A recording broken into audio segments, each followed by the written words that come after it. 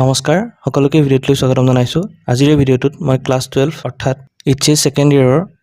Chapter 5 যেটো আমাৰ continuity and ডিফাৰেন্সিবিলিটি বুলি আছে, এই চেপ্টাৰটোৰ আমি কেইটামান কোৱেশ্চন কৰিব লৈছো, যিকেইটা আমি এমসিকিউ কোৱেশ্চন কৰিম, যিবোৰ এক্সামত অহাৰ সম্ভাৱনা বহুত থাকে। ফাইনেল এক্সামৰ পইণ্ট অফ ভিউৰ পৰা আমি কৰিবলৈ ট্ৰাই কৰিম, যাতে আমাৰ কৰিবলৈ সুবিধা হয়, আৰু কিছুমান ইজি ট্ৰিক্স শিকিম, যিবোৰ ইজি ট্ৰিক্সত আমি এক্সামত যিকোনো কুৱেশ্যনছ আমি সলভ কৰিবলৈ সহজ হয়। গতিকে বলক দেৰি নকৰি ভিডিঅ'টো আৰম্ভ কৰোঁ। প্ৰথম কুৱেশ্যনটো আমাক কি দিয়া আছে? সো প্ৰথম কুৱেশ্যনটো একেটাই হয় যে test the continuity of the function fx equals to 3x plus 5 at x equals to 2। So x equals to 2ৰ বাবে এই ফাংচনটো কণ্টিনিউৱাছ হয় নে নহয়? সো আমি এটা কথা জানো যে যিহেতু এটা পলিনমিয়েল ফাংচন, গতিকে পলিনমিয়েল ফাংচনটো সকলোতে কি হয়? কণ্টিনিউৱাছ। সো পলিনমিয়েল ফাংচন যদি অলৱেজ কণ্টিনিউৱাছ হয়, তেন্তে x ইকুৱেলছ টু 2 কাৰণেও এইটো কণ্টিনিউৱাছ হ'ব। সো সেইটো জাষ্ট লিখিলেই হ'ব, আৰু এইটো ডাইৰেক্ট এনেকৈ লিখিলেও এইটো হৈ যাব। কিন্তু সেইটোকে আমি কি কৰিছোঁ, এজ এ এমচিকিউ ফৰ্মেটত যদি কৰিবলৈ চাওঁ, যে এটা কুৱেশ্যন এনেকৈ দিছে যে এটা function fx equals to 3x plus 5 is continuous at কোনটো পইণ্টত বুলি কৈছে, কোনটো পইণ্টত কণ্টিনিউৱাছ হ'ব খুজিছে। গতিকে only at x equals to 0, only at x equals to 1, only at x equals to 2, এইকেইটা পইণ্টতটো হয় গোটেইকেইটাতে। গতিকে কি হ'ব? এভৰিৱেৰ হ'ব এনচাৰটো। পলিনমিয়েল ফাংচনটো সকলো ঠাইতে কি হয়? কণ্টিনিউৱাছ হয়। ঠিক আছে। সো নেক্সট কুৱেশ্যনলৈ যাওঁ। নেক্সট কুৱেশ্যনটো এটা ইম্পৰ্টেণ্ট কুৱেশ্যন হয়, যে the graph of which function has a sharp turn at x equals to 0. So x equals to 0 sharp turn হ'বলৈ হ'লে কি হ'ব? এই কোনটো গ্ৰাফৰ sharp turn দিব বুলি কৈছে। সো কি হ'ব? আমি যদি ইয়াক পাৰ্টিকুলাৰলি গ্ৰাফকেইটা চাওঁ, সো গ্ৰাফকেইটা চাবলৈ গ'লে কি হ'ব, যে এনেকৈ যদি চাওঁ, এডাল হ'ল y এক্সিছ আৰু এডাল হ'ল x axis. So x equals to y যিটো গ্ৰাফ হ'ব, সেই গ্ৰাফটো এনেকুৱা ধৰণৰ হ'ব। y equals to modulus x যিটো আছে, তাৰ গ্ৰাফটো কেনেকুৱা হ'ব? সেই গ্ৰাফটো এনেকুৱা ধৰণৰ হ'ব। আৰু y equals to sin x ৰ যিটো গ্ৰাফ আছে, সেইখন এনেকুৱা হ'ব, যে sin x ৰ গ্ৰাফখন এনেকুৱা হয় যে 0 আহে ভেলুটো, আৰু এনেকুৱা ধৰণে এনেকৈ যিটো যিটো ভেলু হয়, সেইখন কেনেকুৱা হ'ব? গ্ৰাফখন এনেকৈ এক্সপ'নেঞ্চিয়েল গ্ৰাফ হ'ব। সো ইয়াত দেখিছোঁ আমি শ্বাৰ্প টাৰ্ণ ক'ত লৈছে, এইটোত শ্বাৰ্প টাৰ্ণ লোৱা নাই। ইয়াত ইউটো এনেকুৱা ইউ টাইপত আছে, ইয়াতো এনেকুৱা ধৰণে আছে, আৰু এইডালো এনেকৈ এক্সপ'নেঞ্চিয়েল ওপৰলৈ বাঢ়ি গৈছে, কোনো ধৰণৰ টাৰ্ণ দেখা নাই। কিন্তু এইডাল চোৱা, এইডাল যদি চাওঁ, যে এডাল গ্ৰাফডাল এনেকৈও আছে, আৰু ইয়াত আহি পেলাই এই 0 পইণ্টত ইয়াকো এটা আকৌ যেনেকৈ আহিছিলে তেনেকৈ ঘূৰি গুচি গৈছে, অৰ্থাৎ ইয়াতে এটা আমাৰ শ্বাৰ্প টাৰ্ণ লৈছে। তো ইম্পৰ্টেণ্ট পইণ্ট হৈছে এই জেগাটোত। সো গতিকে কি হ'ব? এই গ্ৰাফখনে আমাৰ এনচাৰ হ'ব, যিহেতু এই পইণ্টত এটা শ্বাৰ্প টাৰ্ণ লৈছে, যিহেতু এইটো আমাৰ x0 পইণ্ট হয়। ঠিক আছে। সো নেক্সট কুৱেশ্যনলৈ যাওঁ। Which of the following function is discontinuous at x equals to 0? Discontinuous কেনেকৈ হয়? যে যদিহে x equals to 0 বহালে ফাংচনটো এক্সিষ্ট নকৰে, তেতিয়াহ'লে এইটো ডিছকণ্টিনিউৱাছ হ'ব। যদি আমি এই পইণ্টটোত x equals to 0 বহাওঁ, তেতিয়া ভেলুটো কিমান হ'ব? x equals to 0 বহালে x স্কোৱাৰটো আমাৰ 0 হ'ব। তেনেকৈ sin x ৰ জেগাত যদি ইয়াত আমি x equals to 0 বহাওঁ, sin x ৰ ভেলুটো কিমান হ'ব? sin 0 ভেলুটো 0 হ'ব। সো ইয়াত মডুলাছ x ৰ যদি x equals to 0 বহাই দিওঁ, তেতিয়া মডুলাছ x ৰ ভেলুটো কিমান হ'ব? 0 হ'ব। কিন্তু যদি ইয়াত আমি 1/x ৰ জেগাত যদি আমি 0 বহাই দিওঁ, তেতিয়া 1/0 হ'ব। আল্টিমেটলি এইটো কি হ'ব? এইটো নট ডিফাইন ফাংচন হ'ব। নট ডিফাইন ফাংচন, তো ফাংচন ডিফাইন নকৰে।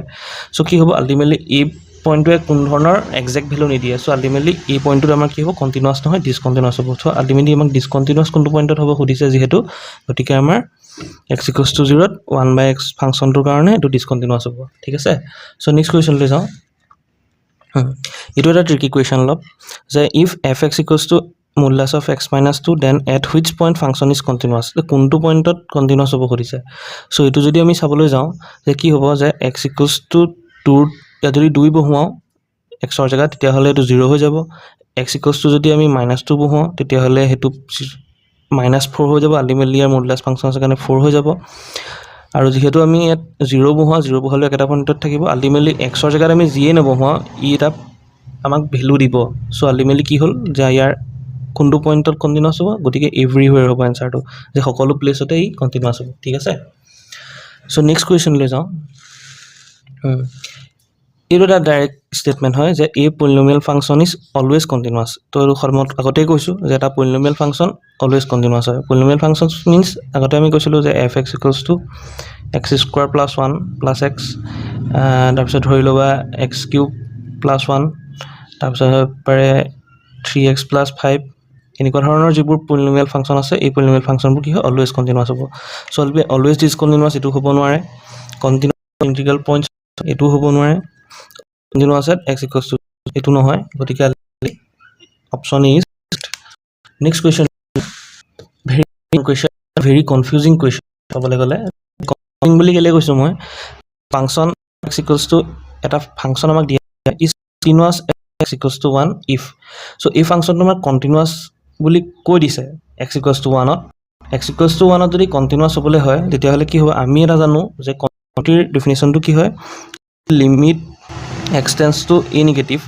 কোনো এটা ভেলু a মাইনাছ হৈছে লিমিট অফ a ইটো লিমিট x টু a অৰ্থাৎ ৰাইট হেণ্ড লিমিট আৰু ভেলু অফ দ্য ফাংচন এইটো যদি হয় তেন্তে সেইটো আমাৰ কি হয় কণ্টিনিউৱাছ ফাংচন হয় সো আমি ইয়াত যদি চাওঁ যিহেতু আমাক কণ্টিনিউৱাছ বুলি কৈ দিছে তাৰমানে আল্টিমেটলি এই যিটো কণ্ডিশ্যন আছে left hand limit equals to right hand limit equals two value of the function তো x ইকুৱেলছ টু 1ত কৈছে যেতিয়া এইটো কাৰেক্ট হ'ব সো আল্টিমেটলি এই কণ্ডিশ্যনটো যদি ছেটিছফাই কৰিছে তেন্তে এইটো কণ্টিনিউৱাছ হ'ব সো আমি চাম যে এই কণ্ডিশ্যনটো ইয়াত আছে নে নাই সো x ইকুৱেলছ টু 3 বুলি কৈছে এইটো নহয় ফাংচন ইজ নট কণ্টিনিউৱাছ এইটোতো হ'বই নোৱাৰে 2x x equals two x square এইটোও নহয় তো আল্টিমেটলি ইয়াত যিটো অপশ্যন বি আছে তো অপশ্যন বি ইজ কাৰেক্ট কি হৈছে left hand limit equals to right hand limit equals two f of 1 so ultimately কি হৈছে এইটো আমাক কনফিউজিং ক্ৰিয়েট কৰিবলৈ দিছে আল্টিমেটলি যদিহে এইটো কাৰেক্ট হয় তেন্তে আমাৰ গোটেইটো কাৰেক্ট হৈছে ঠিক আছে এতিয়া আমি নেক্সট কুৱেশ্যন লৈ যাওঁ সো এটা ইম্পৰ্টেণ্ট কুৱেশ্যন যা গ্ৰেটেষ্ট ইণ্টিজাৰ ফাংচন দিছ গ্ৰেটেষ্ট ইণ্টিজাৰ ফাংচন বুলি কৈছে ইজ ডিসকণ্টিনিউৱাছ এট কোনটো ডিসকণ্টিনিউৱাছ হ'ব বুলি কৈছে য'ত কি option every integer value every rational number every number আৰু নো সো কৈছে যে আমি ইয়াৰ যদি গ্ৰাফটো চাওঁ গ্ৰাফটো কেনেকুৱা হয় যে গ্ৰেটেষ্ট ইণ্টিজাৰ ফাংচনত যদি ভেলুটো 0 হয় তেন্তে এনেকুৱা হ'ব কাৰণ গ্ৰেটেষ্ট ইণ্টিজাৰ ফাংচনৰ ভেলুটো 0 তেতিয়াহে হ'ব x ইকুৱেলছ টু xৰ ভেলুটো যেতিয়া x বিলংছ টু xৰ ভেলু যিহেতু 0 টু 1ৰ মাজত থাকে য'ত 1টো ইনক্লুড নহয় মানে 1তকৈ এটা ভেলু হ'লেও পিছত থাকিব য'ত 0 আৰু 1ৰ মাজত থাকিব ঠিক আছে সো নেক্সট x ইকুৱেলছ 1 হ'ব যদিহে x বিলংছ টু কি হ'ব 1ৰ পৰা 2 ভিতৰত থাকিব সো এনেকৈ বাঢ়ি গৈ থাকে সো আমি চালোঁ য'ত 0 ভেলুটো আমাৰ এই ভেলুটো ইনক্লুড নহয় কাৰণ কি হৈছে 1 নাই আমাৰ ওচৰত তো আল্টিমেটলি কি হ'ব ইয়াৰ পৰা ষ্টাৰ্ট হ'ব ইয়াত 2ত শেষ হ'বগৈ ইয়াৰ পৰা ষ্টাৰ্ট হ'ব 3ত শেষ হ'বগৈ এনেকৈ যাব আৰু ঠিক তেনেদৰে পিছৰখিনিও এনেকৈ আহি থাকিব ঠিক আছে সো যেহেতু এনেকৈ ষ্টেপকৈ গৈ আছে তো এই গ্ৰেটেষ্ট ইণ্টিজাৰ ফাংচনটোক আন এটা নামেৰেও কয় সেইটো হৈছে step up function step up function বুলিও গ্ৰেটেষ্ট ইণ্টিজাৰ ফাংচনটোক কোৱা হয় সো কি হ'ল যে যিহেতু গ্ৰেটেষ্ট ইণ্টিজাৰ ফাংচন কি হৈছে প্ৰত্যেকটো ইণ্টিজাৰ ভেলুৰ কাৰণে চেঞ্জ হৈছে যদি আমি কওঁ এতিয়া x ইকুৱেলছ টু 1.5ৰ কাৰণে ভেলুটো কিমান হ'ব গ্ৰেটেষ্ট ইণ্টিজাৰ ফাংচনৰ ভেলুটো so greatest integer function for 1.5ৰ কাৰণে ভেলুটো হ'ব 1 ঠিক আছে সো তেনেকুৱা ধৰণৰ হ'ব কাৰণটো কি যে xৰ ভেলুটো 1 আৰু 2ৰ মাজত আছে সো আল্টিমেটলি ভেলুটো 1 হ'ব ঠিক আছে সো এনেকুৱা ধৰণৰ কুৱেশ্যন আহিব পাৰে বা এনেকুৱা ধৰণৰ কনফিউজিং কুৱেশ্যন কেতিয়াবা ক্ৰিয়েট কৰি দিব পাৰে সো আমি কি কৰিম এভৰি ইণ্টিজাৰ ভেলুৰ কাৰণে যিহেতু আমাৰ এইটো ডিসকণ্টিনিউৱাছ হৈছে গতিকে আমাৰ অপশ্যন এ ইজ কাৰেক্ট ঠিক আছে সো নেক্সট কুৱেশ্যন লৈ যাওঁ if a function continuous at a point then left hand limit equals to right hand limit এইটোতো কাৰেক্ট হয় কৈছে বোথ লিমিটছ মানে এই লেফ্ট হেণ্ড লিমিট আৰু ৰাইট হেণ্ড লিমিট দুটা বোথ লিমিটে কি হয় equals to the functions value এইটোও কাৰেক্ট হয় ঠিক আছে আৰু অপশ্যন চি দিয়া আছে both A and B correct আৰু অপশ্যন দি আছে নট দিছ যেহেতু অপশ্যন এ আৰু বি দুইটাই কাৰেক্ট হয় গতিকে অপশ্যন চি যিহেতু এই দুইটাই ইনক্লুড আছে তো অপশ্যন চি ইজ কাৰেক্ট ঠিক আছে সো নেক্সট কুৱেশ্যন লৈ যাওঁ which of the following function is discontinuous at x equals to 0 so x equals to 0ৰ কাৰণে যদি আমি চাওঁ যে sin x by x তো এইটো যদি আমি থ'বলৈ যাওঁ লিমিট x টেন্স টু 0 ইয়াৰ বাবে sin x by x কৰিলে ইয়াৰ ভেলুটো 1 দিয়ে সদায় যদি তোমালোকে লিমিট পঢ়িছা তেন্তে এইটো গম পাবা যে এই ভেলুটো 1 হয় ঠিক তেনেদৰে এই ভেলুটোৰ ক্ষেত্ৰত কিন্তু আমি কি হ'ব xৰ ভেলুটো নট ডিফাইন্ড হ'ব গতিকে আমাৰ অপশ্যন বি ইজ কাৰেক্ট এক্সপোনেনচিয়েল ফাংচনটো একেধৰণৰ কাৰণ ইয়াত কি হয় ই পাৱাৰ 0 বহাই দিলে ভেলুটো 1 আহি যাব এনেদৰে এটা নিৰ্দিষ্ট ভেলু দিব ln 1 + x এও এটা ভেলু দিব গতিকে আমাৰ অপচন বি ইজ কাৰেক্ট হ'ব কাৰণটো কি যে এই পইণ্টটোত ডিসকন্টিনিউয়াছ হ'ব অৰ্থাৎ এই ফাংচনটো নট ডিফাইন ঠিক আছে সো নেক্সট কোৱেশ্চন লৈ যাওঁ এইটো এটা ইম্পৰ্টেণ্ট কোৱেশ্চন যে দা function fx = 3x - 2 for x = 2 কাৰণে আৰু কৈছে kx² + x > 2 কাৰণে আৰু ফাংচনটো কন্টিনিউয়াছ বুলি কৈছে x to 2 then the value is so যেহেতু কন্টিনিউয়াছ বুলি কৈছে গতিকে আমি কি হ'ব লেফট হ্যান্ড লিমিট আৰু ৰাইট হ্যান্ড লিমিট ইকুৱেল হ'ব x টেন্ডস টু কি হ'ব 2 নেগেটিভ 2 মাইনাস কৰিলে মিন্স টু কি বুজাইছে মাইনাস 2 ওপৰত দিয়া হয় যেহেতু এটো লেফট হ্যান্ড লিমিট বুজাইছে গতিকে দুইখিনি আমি ল'ব লাগিব a2 3x - x² 1 হ'ব limit x tends two positive কাৰণে আমাৰ ভ্যালু হ'ব a2 ax² + 1 ঠিক আছে আৰু এই গুটে ভ্যালুটো কিহৰ সৈতে হ'ব ফাংচনাল ভ্যালুটোৰ সৈতে ইকুৱেল হ'ব f of 2 সৈতে ইকুৱেল হ'ব সো আমি ইয়াত ভ্যালু গিটা পুট কৰিলে হ'ব সো আমি যদি ইয়াত ইমপ্লাই চিন দি পেলাই আমি কৰি চাওঁ তেন্তে x ৰ জায়গাত যদি 2 বহাও 3 * 2 - 2 = k * 2² + 1 আৰু ইয়াৰ পৰা যদি চাওঁ 3 দুগুণ 6 6 আৰু পিনে হ'ব 2 আৰু 2 দুগুণ 4 4k + 1 ঠিক আছে 6 দুগুণ 4 আৰু ইপিনে যে +1 আছে পিনে মাইনাস হ'ব 4k টো থাকিব আৰু ইয়াৰ পৰা আমি k ভ্যালুটো যদি উলিয়াবলৈ যাওঁ তেতিয়া আনসাৰটো হ'ব 3/4 সো যেহেতু অপচনত তুমি দেখিছো ইয়াত 3/4 আছে অপচন সি গতিকে অপচন সি ইজ কাৰেক্ট ঠিক আছে নেক্সট কোৱেশ্চন লৈ যাওঁ the modulus function mod x is discontinuous at which point so continuous at which point modulus ফাংচনৰ গ্ৰাফটো এনেকুৱা আছিল মইতো এবাৰ আগতে কৈছোৱে যে মডুলাস ফাংচনৰ গ্ৰাফটো এনেকুৱা হয় সদায় পজিটিভ ভ্যালু দিয়ে আৰু হেতু এনেকুৱা হ'ব এনেকৈ এনেকুৱা ধৰণৰ হয় গ্ৰাফটো আৰু এই পইণ্টটো হয় x = 0 সো x = 0 কাৰণেটো কন্টিনিউয়াছ হয় পজিটিভ নাম্বাৰছৰ কাৰণেও কন্টিনিউয়াছ হয় নেগেটিভ নাম্বাৰছ কিনৰ কাৰণে কন্টিনিউয়াছ হয় আলটিমেটলি এই তিনটা কন্ডিশন যদি হৈছে এই তিনটা কন্ডিশন স্যাটিসফাই কৰা অকল এটাই অপচন আছে যেহেতু গতিকে অপচন বি ইজ কাৰেক্ট এটো কাৰেক্ট হ'ব গতিকে option is correct If fx = x² - 1 by x - 1 is continuous at x = 1, its value at x = 1 should be. So, তলত দিয়া কোনটো ভ্যালু ওলাব যদিহে আমি x = 1 ৰ বাবে এই ফাংচনটো কন্টিনিউয়াছ হয় সো প্ৰথমে কি কৰিম আমি fx টো লিখি লম আৰু fx টো আমি সলভ কৰিবলৈ ট্ৰাই কৰিম সো কি হ'ব x² - 1 by x - 1 = কি হ'ব x² - 1 টো আমি লিখিব পাৰোঁ x + 1 into x minus 1 হিচাপে আৰু divided by x minus 1 লে x minus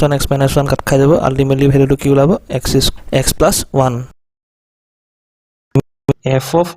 1 যদি ভ্যালু লিও তো 1 plus 1 হ'ব আলটিমেটলি ভ্যালুটো 2 সো যেটো x = 1 ত কন্টিনিউয়াস হলে ইয়াৰ ভ্যালুটো হ'ব 2 তো option B is correct very important question confusing question answer সাধাৰণতে এই বস্তু দেখা নাযায় ফাংচনৰ আৰু সিগনাম ফাংচন যেটো ডেফিনিশন হয় ডেফিনিশনটো লিখিছো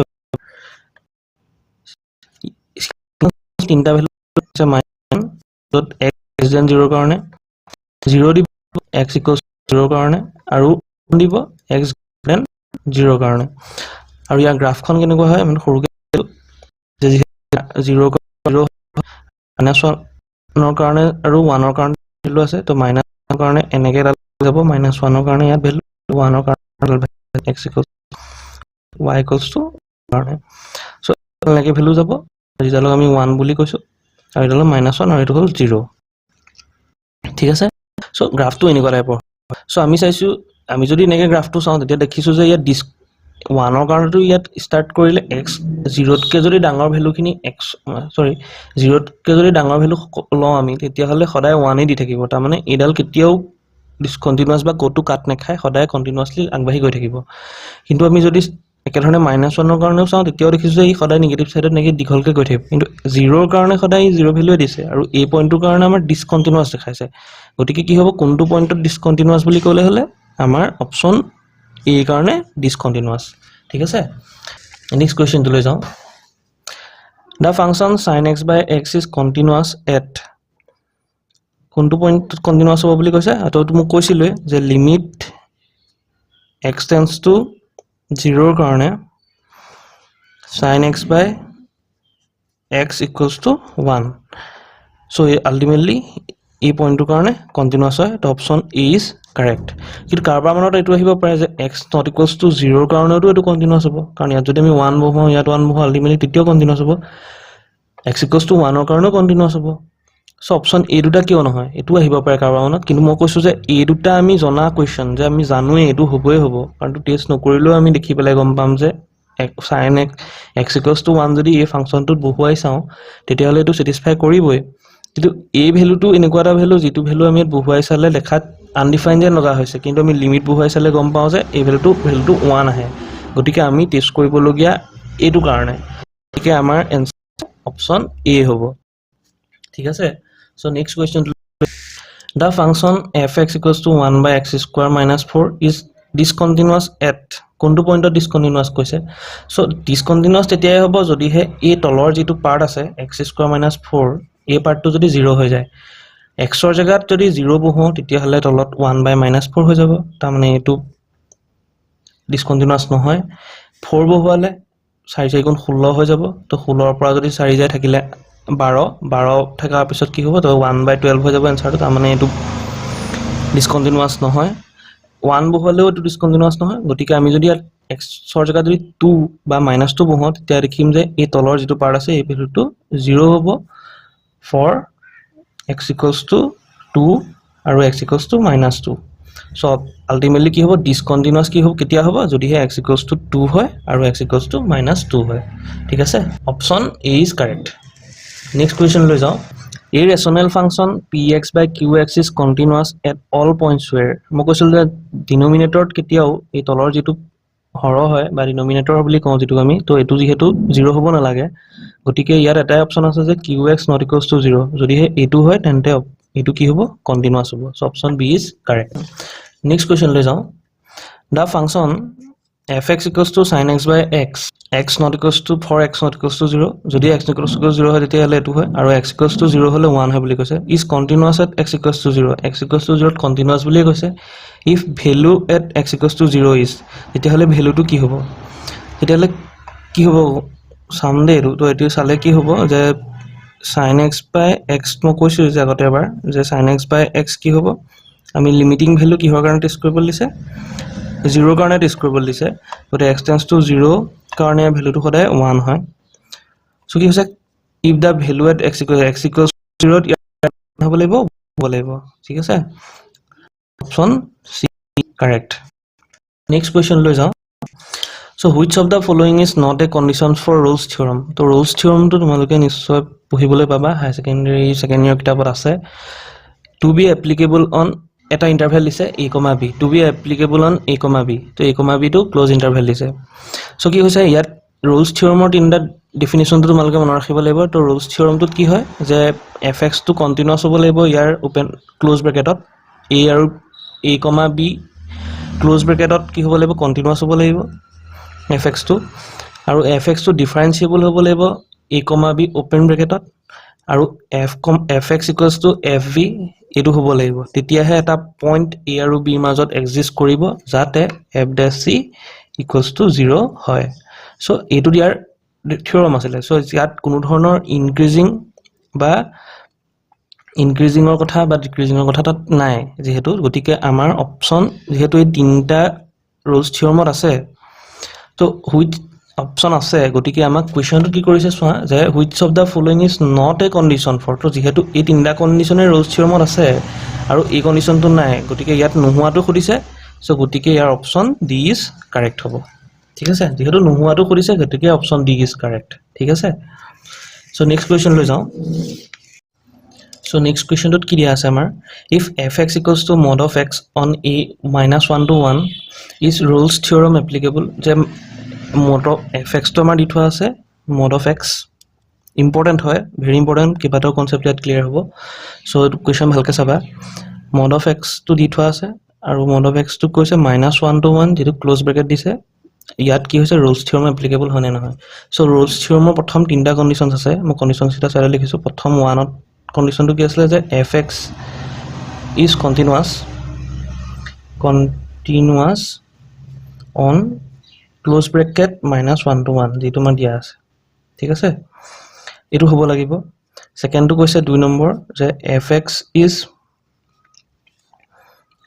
derivable on